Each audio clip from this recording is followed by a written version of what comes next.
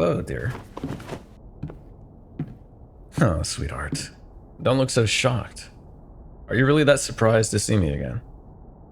I did tell you that I wouldn't let the last time be the last time we saw one another after all.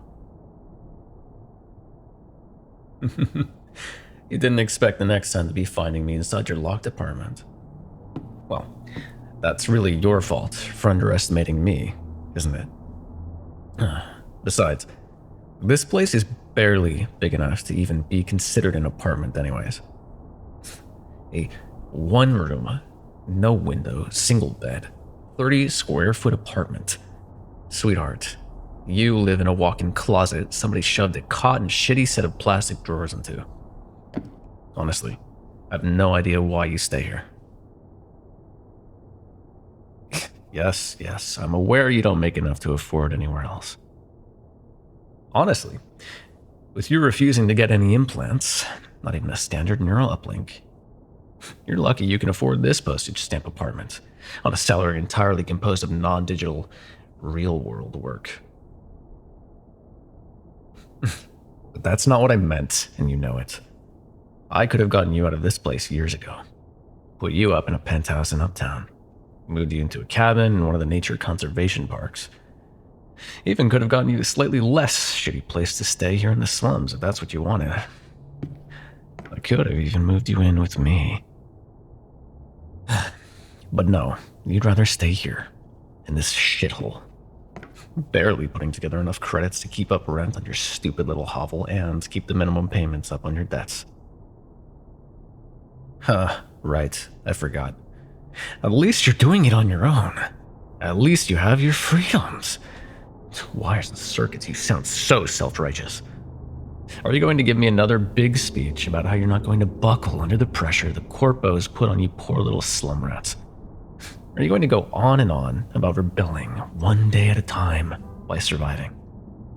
Do you really believe that scrap shit, sweetheart? You are starving. You barely have enough money to afford those tasteless, awful tubes of nutrient paste that stop you from collapsing of malnutrition. You're suffering under a mountain of debt so huge that taking it on would probably bankrupt one of my smaller subsidiaries. You live in an apartment smaller than most public bathroom stalls. You are working yourself down to the bone every day and every night for a pittance, a scrap of what your effort and time are worth. And you take some kind of sick pride in that. You used to have dreams, sweetheart. Hell, I see those ancient posters on your walls, the hollow books scattered across your floor. You clearly still do. Yet you claim you're content with this disappointing lot you've ended up with. You're really content with this shithole your life is. Really? When you know all it would take is a single phone call, a single word to me, and you could have literally everything you've ever wanted, that every dream you've ever had could be within your reach. Or, even without my help, that you could have a slightly better life by not being a stubborn prick, getting a neural uplink, and finally loading into the virtual sphere. Right. You don't want any help from a filthy corpo. Especially the head of one of the biggest and most important megacorps in the world. No, letting someone like that help you would be worse than dying, wouldn't it? And, of course, the Neuralinks are all going to kill or control those who disobey or rebel against the corpse. It's not like we've had them for generations without any problems or anything. I swear. Your damn pride and principles are going to get you killed one of these days, sweetheart. Oh. No, that wasn't a threat, honey. You'll know when I'm threatening you. For instance, this is me threatening you. Well, it sounds like you got mail, sweetheart. Maybe you should check your wrist computer. See what somebody sent you. It might be important. Oh, sweetheart, what does it say? Oh, someone just bought the rights to all of your debt. The millions of credit that your deadbeat parents saddled you with when they died. And they're demanding payment all at once. Honey, well, there's absolutely no way you could possibly afford all of that. not even if you sold everything you own could you pay back all of that. And, honey, that means, per all those fancy little debt collection laws that our perfect little government passed so many years ago, that they can take just about anything from you until it gets paid back in full. Anything. You wouldn't know because you've avoided the digital sphere up until now.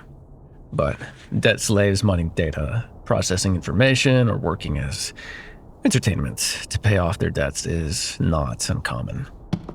You're generally stuck in a locked cell smaller than your apartment, permanently jacked into the virtual sphere until their debts are paid off, or more likely until they die, considering the average debt of the people who end up there as slaves. Yeah, after a certain point, being jacked into the sphere that long, your mind always working even as your body sleeps, it just wears you down until one day you just stop functioning, stop having any brain activity at all. The body breathes, the heart beats, but no one is home anymore. So sad, really. Oh, trust me, darling. They will make you jack into the sphere. You've always been right about one thing. Megacorps and the people who run them are greedy, selfish bastards. I never denied that fact about me or my brethren. This company could easily force you to get the neural implants, add the trumped-up cost to your debt, and then jack your mind into the virtual sphere against your will. They wouldn't even bat an eye, I imagine. Why am I so confident that's what will happen? Well, because it's standard business practice, sweetheart. Everybody does this. It's the easiest and cheapest way to get an endless stream of unpaid, constantly on the clock workers. Also, because it was one of my subsidiaries that bought your debt.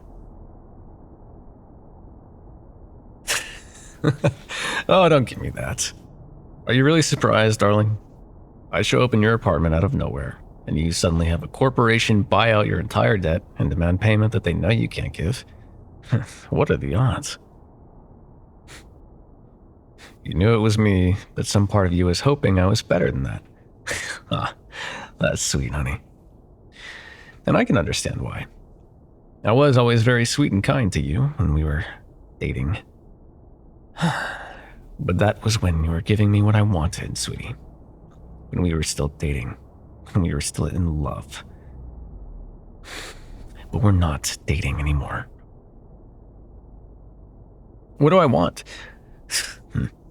Maybe I just want to punish you for breaking my heart by sending you to work yourself to death in a virtual mine somewhere. Ever think of that?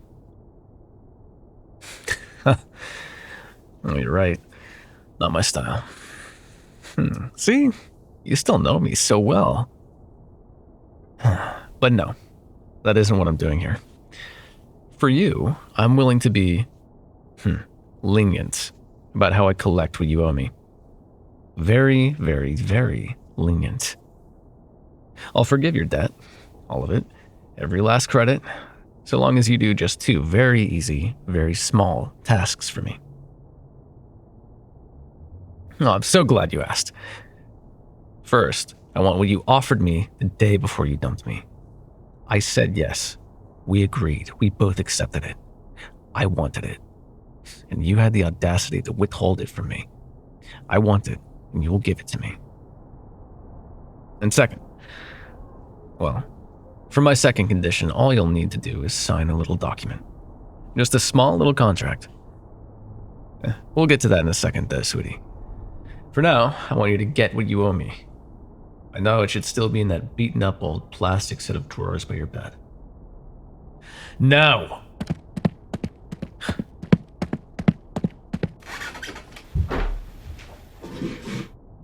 Good. Its box is just as humble, but also just as beautiful as I remember. Its soft faux black velvet and brass hinges. Open it, sweetheart. Let me see my prize.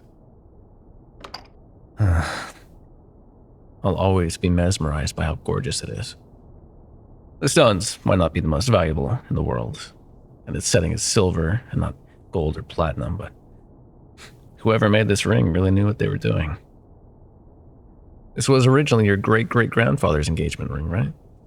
And then your great-grandmother's, and then your great-grandmother's, then your grandfather's, then your mom's. And now it's mine. Yes, it is mine. It and all of the implications and responsibilities that come with it. Unless you want to go to the data mine and work until your petty little mind gives out from the strain. Yeah, that's what I thought. Honestly, I don't know why the idea upsets you so much. It's not like you don't still love me, sweetheart. We both know you didn't end it over a lack of feelings.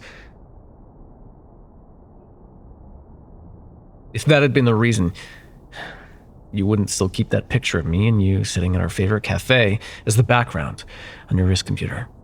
You would have had somebody else by now, at least someone in the last, 2 years? But you still keep that picture as your background. And you haven't even tried to find anyone after me. Actually, I'll take it back. I know exactly what about the idea upsets you.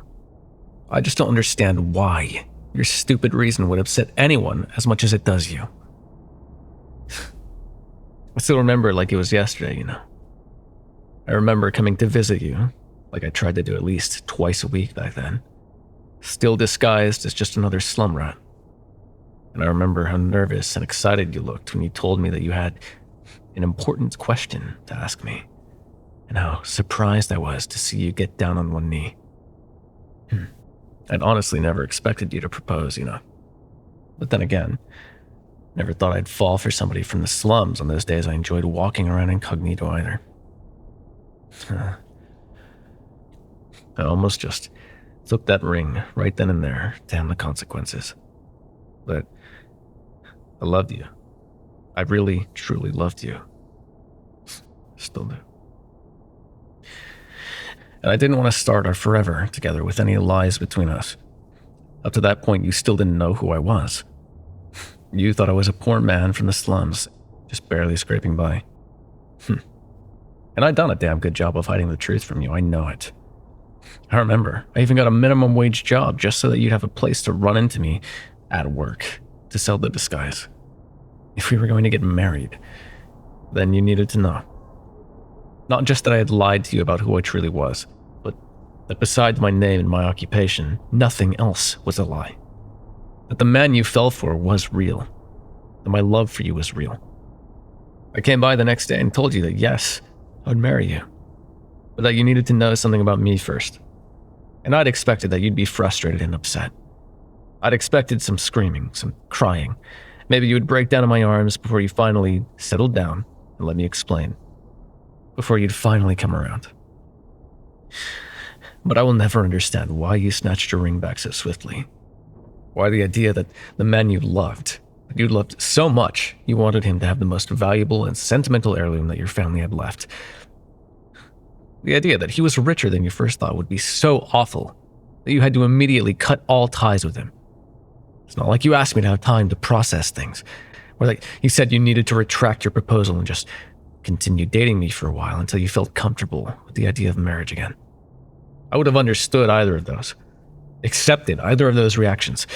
But you didn't. You didn't do any of that. You weren't reasonable in the way you reacted to me. No, you snatched the ring back like I was evil incarnate and you screamed at me to get the hell out of your apartment. Wires and circuits, love. I thought you might actually hurt me the way you were screaming and glaring at me. Oh, out of everything I've said, every blatant and thinly veiled accusation I've thrown at you, and I finally found something that makes you protest. Tell me, sweetie, what did I get wrong there?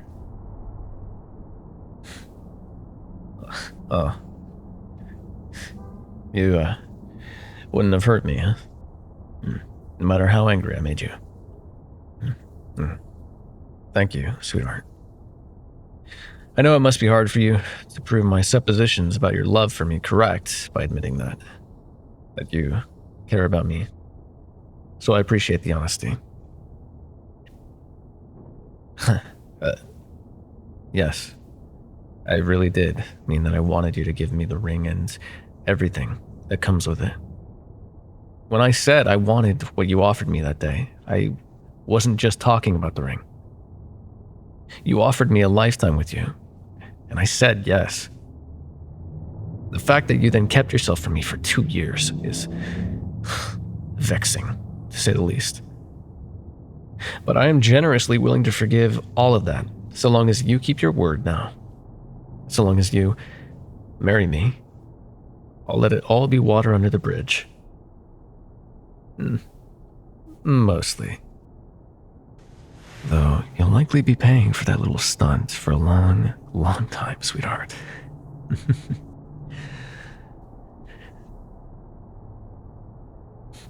Aw, look at you blush. And you tried to pretend that you weren't pining for me so hard your whole chest hurt with the strain of my absence these last 2 years.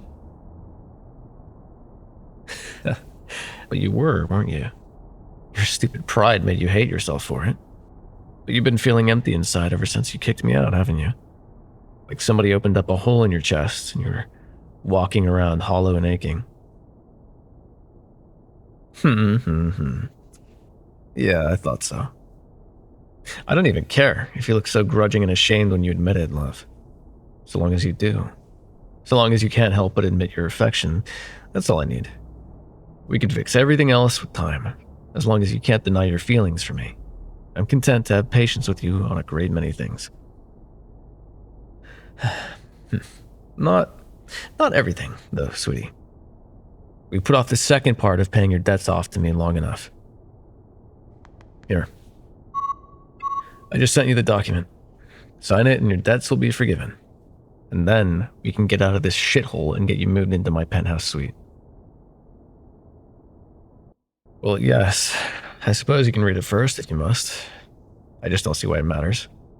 You don't exactly have anything you can use to negotiate terms. So unless you want to directly enter my care as an indentured servant, you really don't have any other option than to sign it. Just want to know what you're getting into, huh? Fair enough, I suppose. But be quick about it, will you?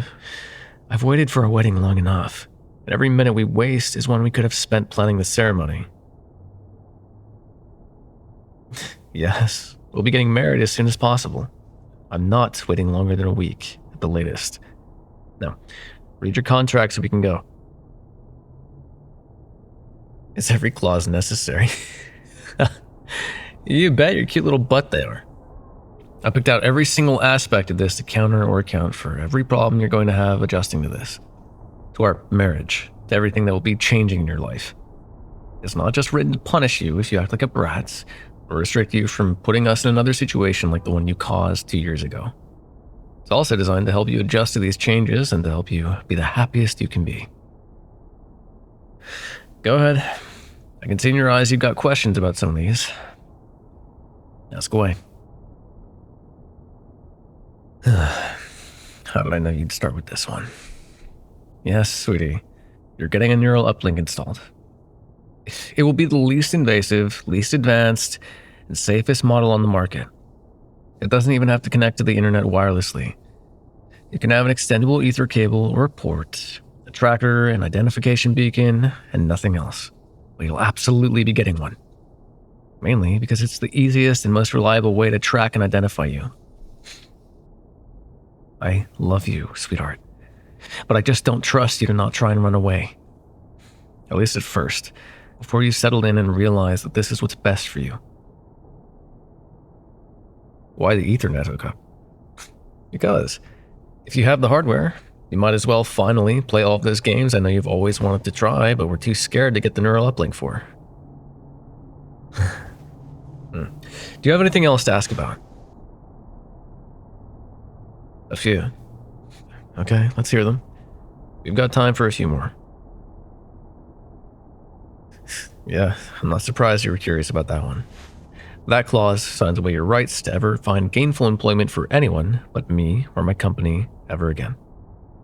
Once you sign this, your name will literally get flagged as blacklisted on any job application anywhere in the world. Cops might actually show up if you try to go out for an interview. I feel like the purpose of this one is pretty clear, but I'll spell it out for you anyway. You work far too hard. And I have zero confidence that you won't try to carry your own weight in our relationship by working a job that will pull in a paycheck that is less than a grain of sand in the desert that is my fortune. And I don't want to lose precious time I could be spending with you just because of your guilt and whatever weird complex you have about money. From now on, you'll spend your time with me or working on your passions and dreams. No more backbreaking, soul-crushing work for assholes that don't care about you. You'll spend your days actually enjoying yourself, and you're going to learn to actually relax and indulge in the things that you actually want to do instead of what you need to do. Do you understand? I wasn't expecting the quiet little thank you for that, but you're welcome, sweetheart. Do you see now that I'm just looking out for you? I'm not doing this out of cruelty, darling. I'm doing all of this because I care about you and I want you to be happy. And because, for whatever reason, you seem incapable of making yourself happy on your own, I'll gladly take charge of that for you, even if I have to fight tooth and nail against your stubborn pride to do it. Now, are you done with your questions, sweetheart? Yeah? Then sign it, and we can finally go home. There we go, sweetie. Finally, you're all mine. Just as you should have been 2 years ago. Come here.